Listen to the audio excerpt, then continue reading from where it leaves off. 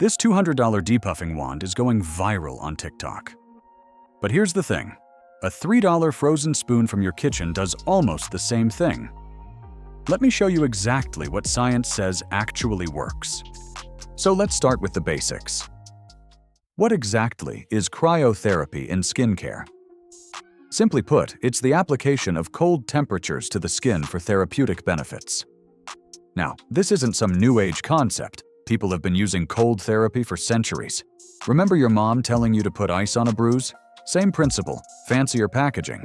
When you apply cold to your skin, a few things happen physiologically. First, your blood vessels constrict. That's vasoconstriction in science speak.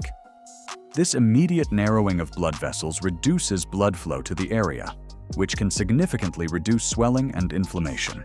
If you've ever woken up looking like you've been crying all night, we've all been there. This is why cold can help reduce that puffiness. Second, cold exposure triggers something called the hunting response, or cold-induced vasodilation. After that initial constriction, your blood vessels actually dilate, increasing circulation.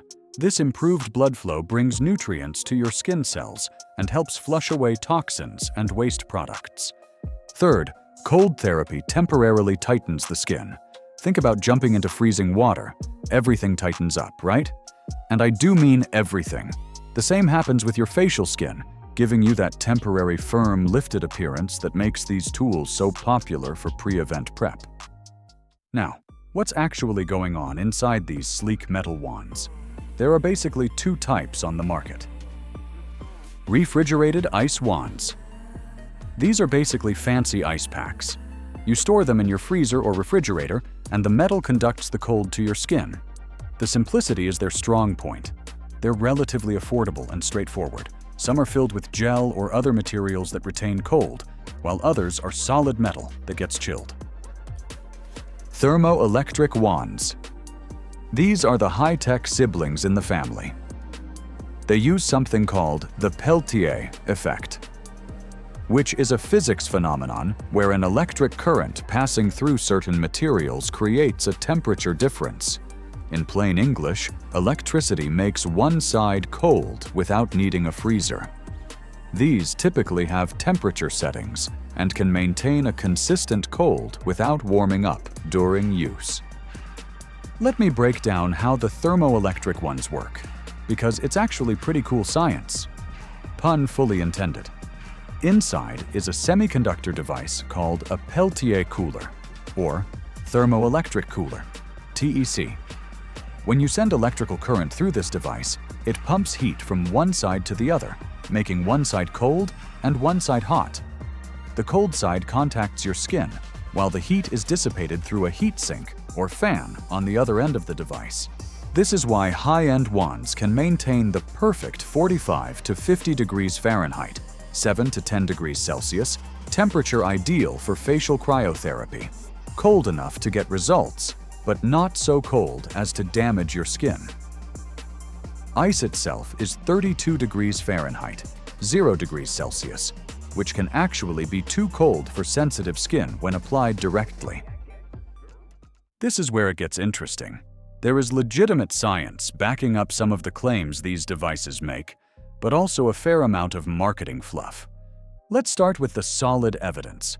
Cold therapy definitely reduces swelling and inflammation. That's well documented in medical research. If you have puffy eyes in the morning or general facial inflammation, these tools can absolutely help.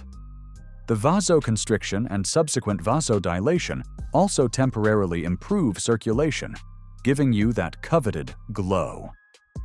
Research consistently demonstrates that controlled cooling of facial skin leads to measurable, though temporary, improvements in skin tightness and pore appearance, typically lasting several hours after treatment.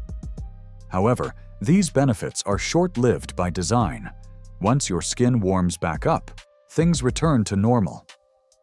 Where the claims get shakier is in the area of long-term benefits. Some brands suggest that regular use will permanently reduce puffiness, define your facial contours, or boost collagen production. The scientific evidence for these long-term claims is much thinner. That said, there is some interesting research suggesting that controlled cold exposure might stimulate specific cellular processes. Cold shock proteins, CSPs, are produced when cells are exposed to freezing, and preliminary research suggests these proteins help protect cells and stimulate rejuvenation processes. But we're still in the early days with this research. If you're thinking about investing in one of these tools, here's what actually matters. Temperature control. The best devices maintain a consistent, cool temperature, typically in the 45 to 50 degrees Fahrenheit range, as marketed by manufacturers. The key is finding a temperature cold enough to reduce puffiness, but warm enough to avoid tissue damage. Generally, anything between 40 and 60 degrees Fahrenheit works, depending on your skin sensitivity. Material. Medical-grade stainless steel or aluminum is ideal because it conducts cold efficiently and is easy to clean. Some devices use zinc or other metals that claim added benefits, but the evidence for these benefits is limited. Battery life. For electric models, check how long they'll run on a single charge. Some last only 15 to 20 minutes, which isn't ideal if you're getting a full facial treatment. Using these devices correctly is key to getting results. Here's the technique that's backed by estheticians and dermatologists. 1. Start with clean, slightly damp skin. Applying a thin layer of serum or face mist beforehand helps the wand glide and can enhance the cooling effect. 2. Always move in an upward and outward direction, following lymphatic drainage patterns.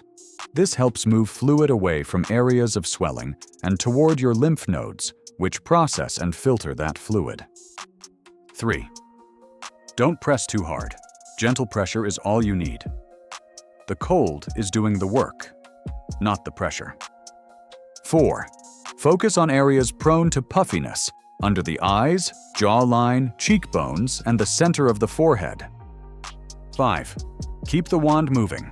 Don't hold it in one spot for more than a few seconds, as this can cause too much constriction or even skin damage.